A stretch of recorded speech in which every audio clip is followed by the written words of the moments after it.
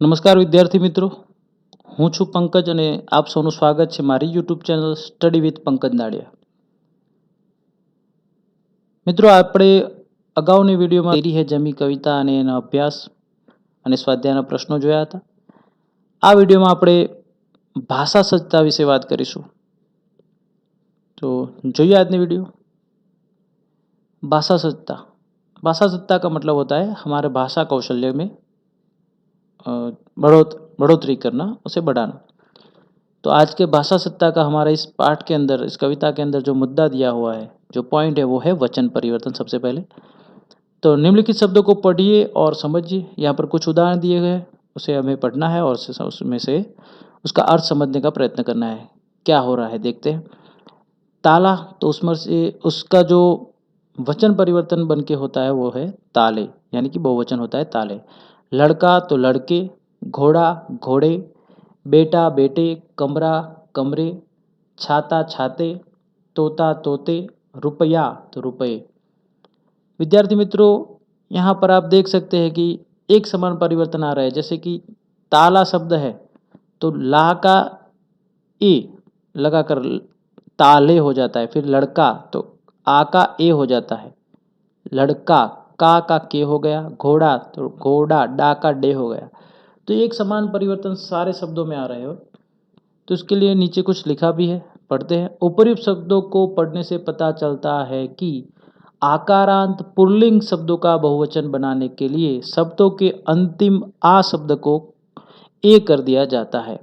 तो यहाँ पर कुछ शब्द आए, जैसे कि आकारांत पुल्लिंग शब्द. पुल्लिंग यानी जो पुरुषवाचक शब्द होते हैं वे, और स्त्रीलिंग यानी स्त्रीवाचक शब्द. तो यहाँ पर जो पुल्लिंग शब्द होते हैं वो यदि एक वचन है और उसके अंत में आ आता है, आकारांत यानी अंत में जो उसका अंत होता है वो किस तरह से होता है. आ से अंत होता है तो वो आकारांत है, अ से अंत होता है तो अकारांत है, उ से होता है तो उकारांत है, बड़े उ से होता है तो बड़ा उ उसका उकारांत है, ई से होता है तो इकारांत है. इस प्रकार से शब्द होते हैं. तो यहाँ पर ताला, ला बोला जाता है तो आकारांत शब्द है. जो आकारांत शब्द होते हैं तो उसके पीछे आ को ए कर दिया जाता है और बहुवचन बनाया जाता है. तो ये आपको याद रखना है.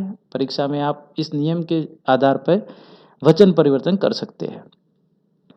नीचे देखते हैं कुछ और उदाहरण दिए, जैसे कि रात तो रातें, बहन बहने, किताब किताबें, भैंस भैंसे, दीवार दीवारें, आँख आँखें, सड़क सड़कें, बात बातें.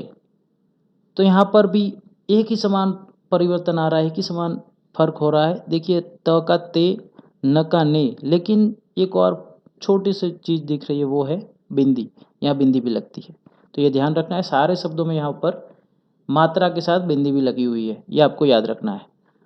तो इन शब्दों को पढ़ने से हमें पता चलता है कि जो अकारांत स्त्रीलिंग शब्द होते हैं, ये सारे शब्द जो है वो स्त्रीलिंग शब्द है. रात स्त्रीलिंग शब्द है, रात कैसी, बहन कैसी, किताब कैसी. तो ये सारे जहाँ पर कैसी शब्द आता है वो स्त्रीलिंग शब्द होते हैं. तो ये आपको याद रखना है. तो जब अकारांत स्त्रीलिंग शब्द होता है, रात तो अ उच्चार होता है तो अकारांत है. तो जब स्त्रीलिंग शब्द अकारांत हो और उसका बहुवचन करना है तो जो अंत का या तो अंत का जो शब्द होता है उसका ए कर दिया जाता है, यानी कि मात्रा लगती है और उसके ऊपर चंद्रबिंदी लगती है और इस प्रकार बनाया जाता है. जैसे कि यहाँ पर बहुत सारे उदाहरण हैं, रात रातें, दीवार दीवारें, बहन बहनें, आँख आँखें आदि. आगे देखते हैं. शब्द है लता, तो उसके बाद लताएं, कन्या कन्याएं, बाला बालाएं, महिला महिलाएं, सेवा सेवाएं, बालिका बालिकाएं, भाषा भाषाएं, पाठशाला पाठशालाएं. तो यहाँ पर भी एक समान परिवर्तन हो रहा है. तो ये भी एक नियम है. यहाँ हम देख सकते हैं कि आकारांत स्त्रीलिंग शब्द जो होते हैं, ये सारे जो स्त्रीलिंग शब्द थे वो अकारांत थे और ये लता आ हो रहा है उच्चार, अंत का उच्चार क्या हो रहा है, आ. तो लता तो आ हो रहा है, तो ये सारे शब्द पहले तो क्या माने जाएंगे, लता, कन्या, बाला, महिला, सेवा, ये सारे आकारांत स्त्रीलिंग शब्द है. तो जब आकारांत स्त्रीलिंग शब्दों का बहुवचन बनाना हो तो अंत में ए जोड़ दिया जाता है. यहाँ पर बदला नहीं जाता है, एक ए और उसके माथे पे चंद्रबिंदी ये जोड़ा जाता है. जैसे कि लता, तो लता शब्द पूरा का पूरा है, उसके पीछे ए जुड़ गया तो लताएं.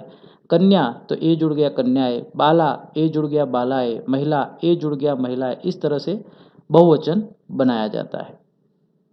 आगे देखते हैं तिथि। यहाँ पर ये खास ध्यान रखना है आपको कि जो ई है वो छोटी है या बड़ी। जैसे कि ह्रस्व ई होती है तो इसे छोटी ई भी कहते हैं हम, तो ये पीछे की ओर होती है। और जो बड़ी ई होती है वो इस तरह से होती है। ओके, तो इसे आपको ध्यान रखना है। तो तिथि यहाँ पर दोनों छोटी ई है, तो जब दोनों, तो यहाँ पर छोटी ई कारण शब्द माना जाएगा ई। विधि ई अंत का उच्चार होता है ई, तो इकारांत शब्द है। तो तिथि तो तिथियाँ, यहाँ पर क्या जोड़ दिया जाता है या। विधि विधियाँ, लिपि लिपियाँ, जाति जातियाँ, पंक्ति पंक्तियाँ, नीति नीतियाँ। तो ये सब हम देख सकते हैं। यहाँ पर हम देख सकते हैं कि इकारांत स्त्रीलिंग शब्द जो होते हैं, छोटी इकारांत का मतलब यहाँ पर छोटी। तो जब इकारांत स्त्रीलिंग शब्द जो होते हैं तो उसके अंत में या जोड़ दिया जाता है, या उसके खड़ी छड़ी और उसके बाद उस पर चंद्रबिंदी यानी कि यहाँ जोड़कर बहुवचन बनाया जाता है। जैसे कि तिथि तो यहाँ जुड़ गया तिथियाँ, विधि यहाँ जुड़ गया विधिया, लिपि यहाँ जुड़ गया लिपिया। उस प्रकार भी ये भी सारे शब्द है। आगे देखते हैं तो यहाँ पर बड़ी है सखी, तो सखियाँ, खिड़की ये भी बड़ी है अंत में, तो बड़ी इकारांत शब्द माना जाएगा इसे। मछली, चींटी, डाली, कली तो सारे बड़ी इकारांत शब्द है। तो सखी तो सखियाँ हो जा रहा है, खिड़की खिड़कियाँ, मछली मछलियाँ, चींटी चींटियाँ, डाली डालियाँ, कली कलियाँ। तो यहाँ पर कुछ और परिवर्तन भी हो रहा है, या तो जुड़ ही रहा है, एक और परिवर्तन भी हो रहा है कि ये जो बड़ी है उसको छोटी कर दिया जा रहा है। खास ध्यान रखिए। तो इकारांत शब्द, जो बड़ी इकारांत स्त्रीलिंग शब्द होता है, जब उसका बहुवचन करने जाते हैं तो बहुवचन करने के लिए हमें शब्द के अंत के जो बड़ी होती है, बड़ी को आपको क्या करना है, छोटी, और उसके पीछे यहाँ भी जोड़ना है। तो इस प्रकार से सखी तो ये बड़ी थी तो छोटी हो गई और यहाँ जुड़ गया तो सखियाँ। खिड़की बड़ी थी छोटी हो गई और या जुड़ गया खिड़कियाँ। तो इस प्रकार सारे शब्द है। आगे देखते हैं पुड़िया। तो यहाँ पर छोटी है और या है तो उसका हो गया पुड़ियाँ। छात्रों विद्यार्थी मित्रों यहाँ पर बहुत बारीक परिवर्तन हो रहा है, केवल चंद्रबिंदी लग रही है, तो आपको ये ध्यान रखना है। ये एक वचन शब्द है पुड़िया, और जब इसे उच्चार में भी परिवर्तन होता है, जैसे कि पुड़िया पुड़ियाँ, पुड़िया पुड़ियाँ, थोड़ा सा अनुनासिक शब्द निकलता है चंद्रबिंदी के वजह से। चूहिया चूहियाँ, बुढ़िया बुढ़ियाँ, चिड़िया चिड़ियाँ, डिबिया डिबियाँ, गुड़िया गुड़ियाँ। तो इस प्रकार इया अंत वाले, जिसका अंत इया होता है, छोटी इया अंत वाले स्त्रीलिंग शब्द जो होते हैं उसका बहुवचन करने के लिए शब्द के अंतिम या को या कर दिया जाता है, यानी कि उसके ऊपर चंद्रबिंदी लगा दी जाती है। और जब उसका उच्चार करते हैं तो थोड़ा सा अनुनासिक होता है, जिस तरह से पुड़ियाँ, चूहियाँ, बुढ़ियाँ, चिड़ियाँ। ये खास आपको ध्यान रखना है। ऐसे ही प्रश्न परीक्षा में पूछे जाते हैं और विद्यार्थी गलती कर बैठते हैं। यहाँ केवल चंद्रबिंदी लगानी है और बहुवचन बनाना है। उकारांत शब्द जो होते हैं जिसका अंत ऊ से होता है, जैसे कि वस्तु वस्तु, तो अंत में ऊ बोला जाता है तो उसके पीछे ए लग जाता है। धेनु धेनुए, वस्तु वस्तुए, ऋतु ऋतुए। तो उकारांत स्त्रीलिंग शब्दों के अंत में ए जोड़ने से बहुवचन बनता है। अब बड़ा उकारांत जब होता है तो उसमें भी यही नियम लागू पड़ता है।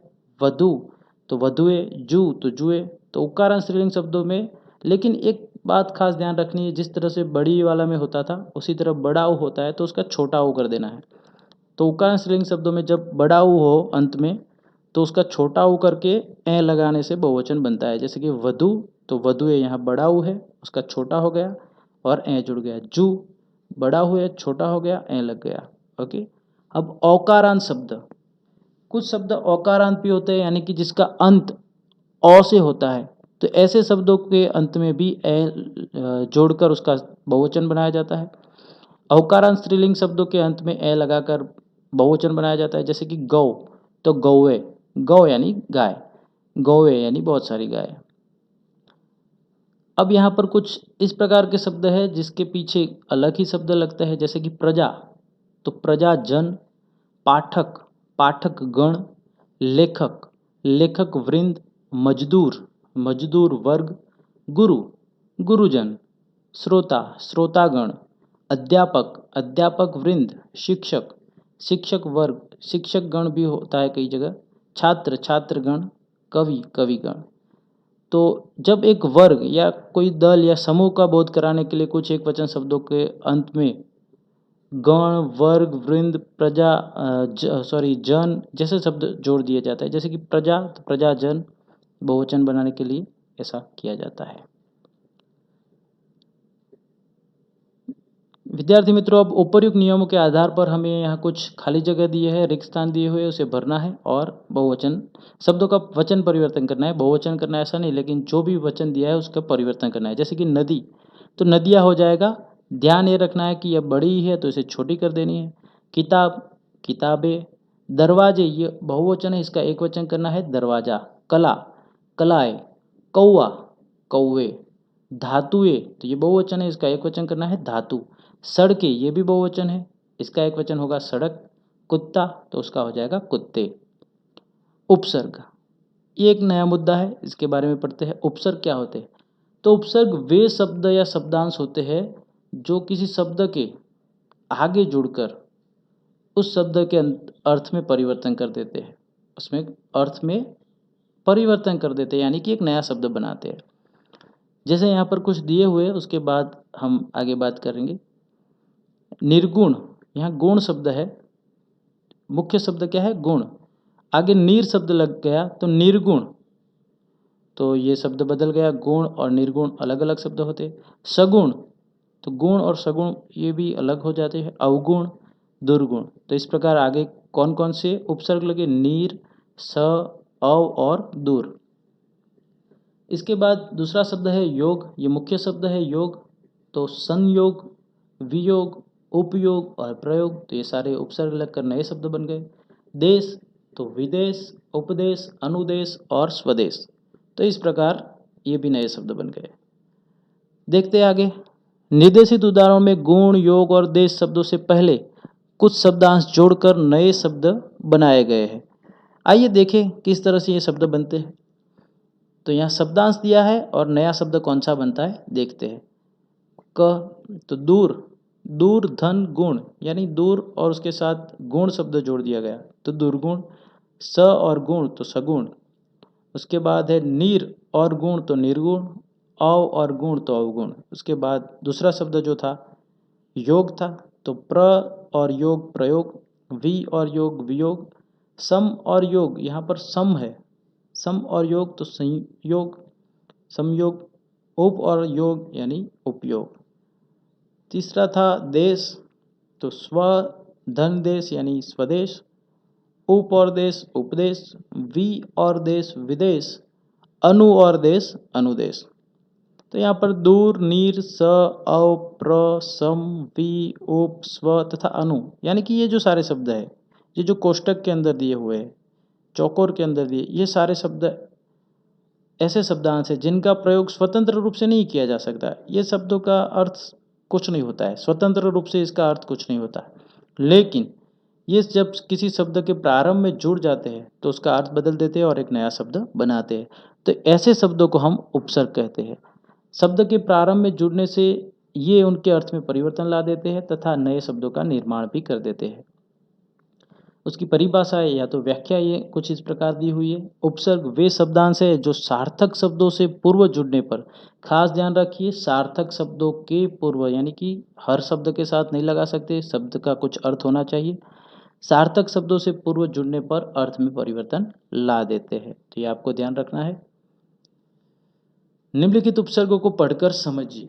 यहाँ पर कुछ उपसर्ग दिए हुए, उसका अर्थ क्या होगा वो दिया हुआ है और उसका उदाहरण दिया हुआ है। तो लेकिन ये उपसर्ग जो होते हैं स्वतंत्र नहीं होते, जब किसी के साथ जुड़ते हैं तभी इसका अर्थ होता है। तो सबसे पहले यह एक उपसर्ग है, इसका मतलब होता है कभी नहीं या निषेध के लिए। जैसे कि अज्ञान, उसके उदाहरण है अज्ञान, यानी कि ज्ञान के बगैर, अगम, अमर, अछूत, अचूक आदि। अन, इसका भी अर्थ कुछ इस तरह समान ही होता है, अ के समान ही, जैसे कि नहीं, अभाव और निषेध। उसके उदाहरण है अनपढ़, अनहोनी, अनजान और अनमोल।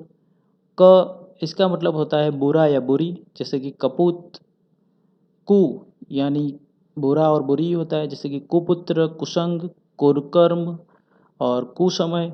नी का मतलब भी अभाव और नहीं होता है, और उसके उदाहरण हैं निकम्मा, नीडर, निठल्ला, निहत्ता। ये आपको ध्यान रखना है कि छोटी आ रही है, बड़ी नहीं आनी चाहिए।